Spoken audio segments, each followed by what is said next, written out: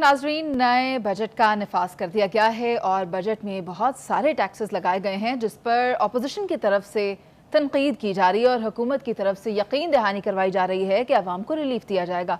सलीम बुखारी साहब, इस बजट के बारे में आप क्या कहते हैं? और ये अपोजिशन और हुकूमत का मामला तो हर बजट जब भी पेश होता है इसी तरह की सूरत हाल देखने में आती है। देखिए, ये जो तकरार जिसकी तरफ आप इशारा कर रही हैं कि हुकूमत और अपोजिशन ने तो ये मैच खेलना होता है जी, ये पार्लिमानी जमहूरियत का हिस्सा है, लेकिन हमें ये देखना होगा कि हुकूमत का रवैया क्या है।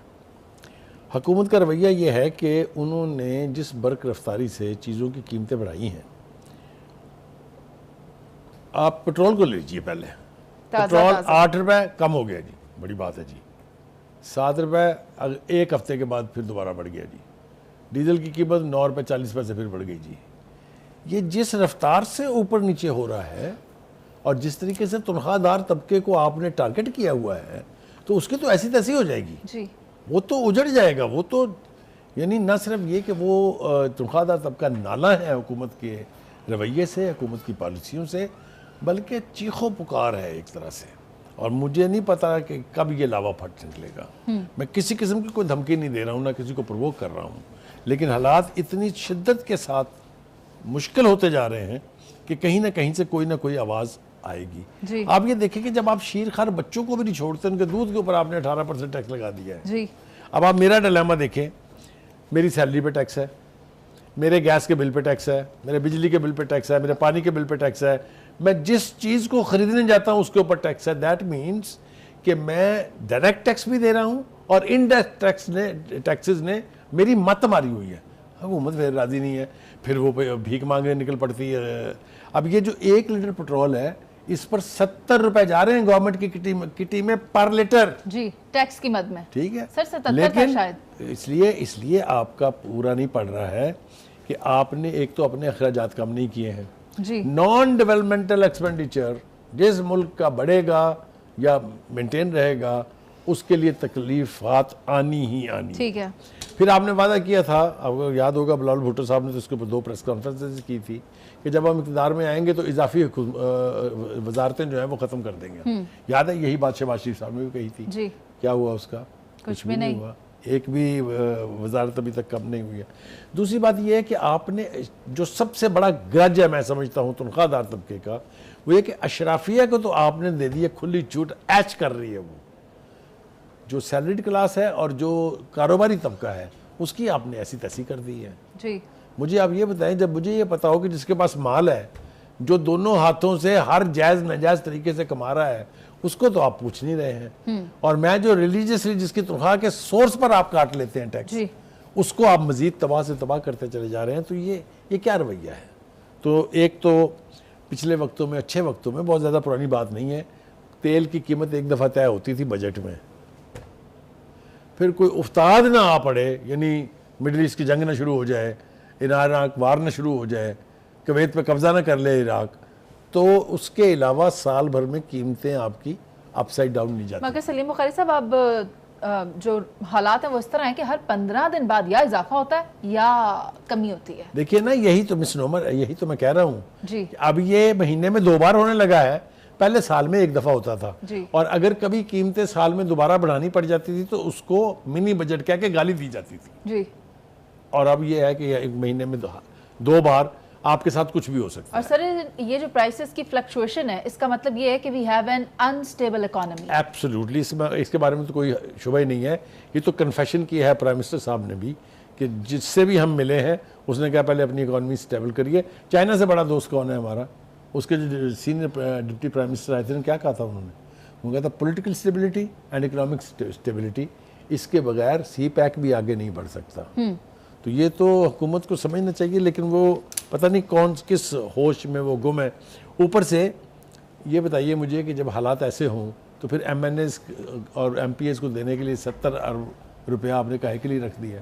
और किटी में आएगा कहाँ से? वही तो ना, किटी में आपके है कुछ नहीं, वही ना जो कर्ज मिलेगा उसी में से खजाने खाली हैं और उसके अलावा टैक्सेस हैं। अच्छा जनाब, ये तो हमने कर ली अपनी तरफ से, लेकिन आज 2 बड़े स्टॉलवर्ड्स जो नून लीग की हुकूमत में शामिल रहे जी, हुकूमती ओहदों पर रहे, उसमें मिफ्ता इस्माइल साहब हैं जो CBR के चेयरमैन थे गालिबन, ठीक है ना, और फिर वजीर खजाना भी रहे। इसी तरीके से खाकान अब्बासी साहब ये वज़ीर रहे हुकूमत के, नून लीग के तो अक्सर दोनों तीनों टेन्योर में वो रहे। उन्होंने आज काफ़ी बात उतारी है उनकी, काफ़ी सीरियस क्रिटिसिज्म है शाहिद खाकान अब्बासी साहब का भी और मिफ्ता इस्माइल साहब का भी। मिफ्ता इस्माइल साहब ने तो कोई दर्जन भर ऐसी वजूहात बताई, यानी ऐसे टैक्सेस आपने लगाए हैं जो आपको IMF ने नहीं कहा। उन्होंने ये गर्दान की उन्होंने, क्या IMF ने आपको ये कहा था, क्या IMF ने आपको ये कहा था, क्या ये आपने IMF के कहने पे किया। मतलब कहने का ये है कि IMF की वजह से तो जो इम्पैक्ट आना है वो तो आना ही है, लेकिन जो आपने अपने फैसले किए हैं उससे भी तो गरीब आदमी की ऐसी तैसी हो गई है जी।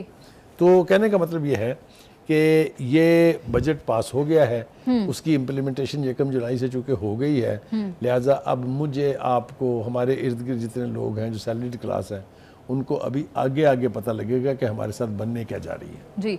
और जिस तरह के आप बता रहे हैं कि बच्चों के दूध की कीमतों में इजाफा हो गया सर, अब तो बिजली के बिल जो आते थे उसमें टैक्स जितना लगता था मगर एक फिक्स टैक्स का भी इजाफा कर दिया गया जो 1000 जी हाँ, उसकी स्लैब्स हमने अपने पिछले प्रोग्राम में आपको याद है बताई भी थी। यस, मैंने कहा है ना कि हुकूमत ऐसे लगता है, यानी ये तासुर उभर रहा है कि वो एक तरह से अवामुन्नास से लूट खसूट में मसरूफ़ है कि जितना खींच लो इनकी सांसें भी रोक दो इनकी।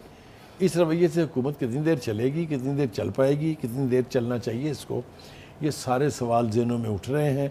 इसलिए कि अवामुन्नास की बहबूद का कोई एक इकदाम मुझे नज़र नहीं आता।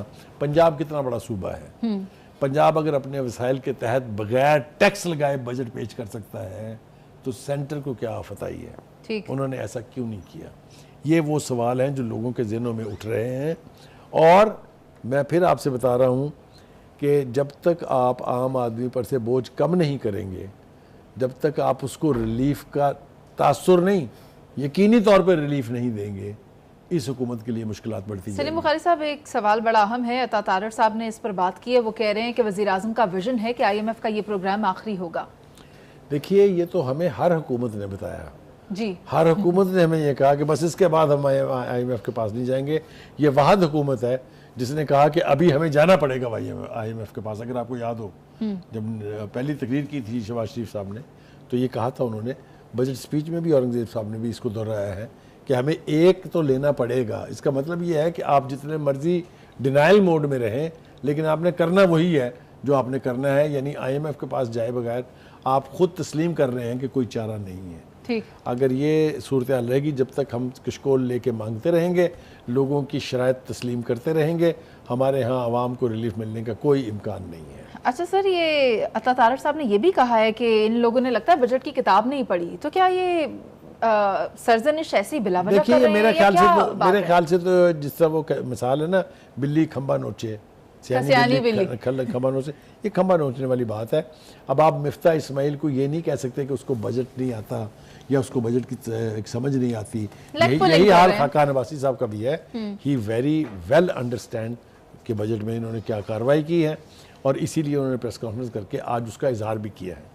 तो मेरे ख्याल से इनके जो मशवरे हैं या इनकी जिन बातों की निशानदेही इन्होंने की है, उनसे सीखना ही हुकूमत के लिए फ़ायदेमंद होगा।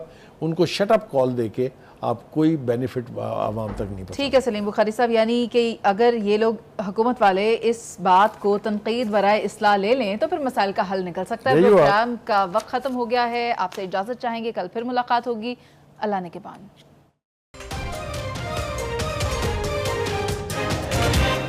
YouTube पर गूगली न्यूज देखने के लिए youtube.com की सर्च बार में गूगली न्यूज TV टाइप करें। गूगली न्यूज के पेज पर सुर्ख रंग के सब्सक्रिप्शन वाले बटन पर क्लिक करना ना भूलिए। YouTube पेज पर अपलोड होने वाली वीडियोस से बाखबर रहने के लिए बेल आइकन पर क्लिक कीजिए। आपको हर नई वीडियो के बारे में नोटिफिकेशन मौसूल हो जाएगा।